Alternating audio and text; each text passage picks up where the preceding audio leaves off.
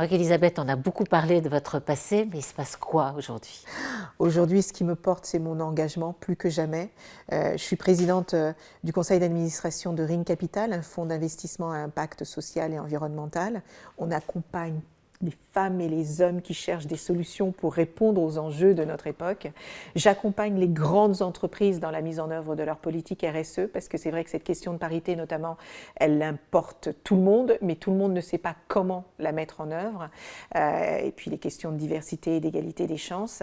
Et puis ma partie philanthropique est toujours très présente, puisque je suis présidente de la Fondation Femmes Numérique et que j'ai créé une association qui me tient particulièrement à cœur, qui s'appelle la puissance du lien, parce que j'ai l'intime conviction qu'en mettant ensemble nos forces individuelles et collectives au travers des liens qui nous animent, eh bien nous pouvons résoudre tous les problèmes de notre époque. Quelle belle initiative. Elisabeth, le temps passe vite, on arrive à la fin de cette émission.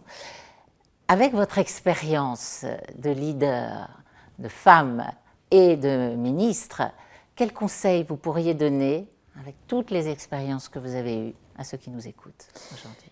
Écoutez Lucille, je pense que dans votre rôle de chasseuse de tête, vous rencontrez aujourd'hui des hommes qui sont très mal à l'aise et très inconfortables. Absolument. Avec cette volonté pour les femmes de s'émanciper.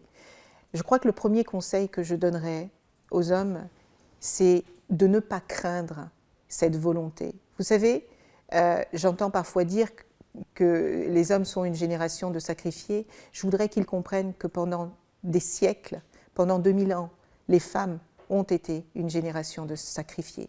Et pour les pères, les frères, les cousins, les neveux, qui ont des femmes autour d'eux, je voudrais juste qu'ils comprennent que tout ce que les femmes veulent aujourd'hui, c'est avoir la possibilité de se réaliser et de s'accomplir.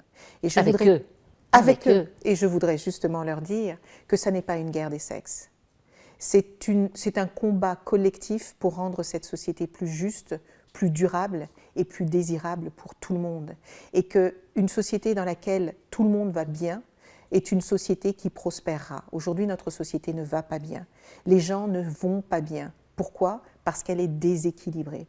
Et si nous œuvrons tous collectivement, sans craindre les uns les autres, eh bien, je suis convaincue que nous y gagnerons tous. On peut dire que les femmes et les hommes ensemble, c'est de la performance. Les femmes et les hommes ensemble, c'est de la performance. Et pour arriver à la performance, et c'est peut-être le dernier conseil que je donnerais, je pense que ce soit les femmes ou les hommes, investissez en vous.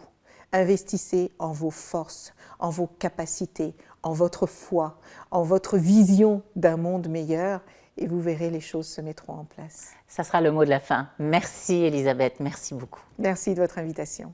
Merci à vous tous de nous avoir suivis et rendez-vous le mois prochain pour une nouvelle émission Introspection avec un invité dont je tairai le nom aujourd'hui, mais qui a été extrêmement visible pendant les Jeux Olympiques. À bientôt.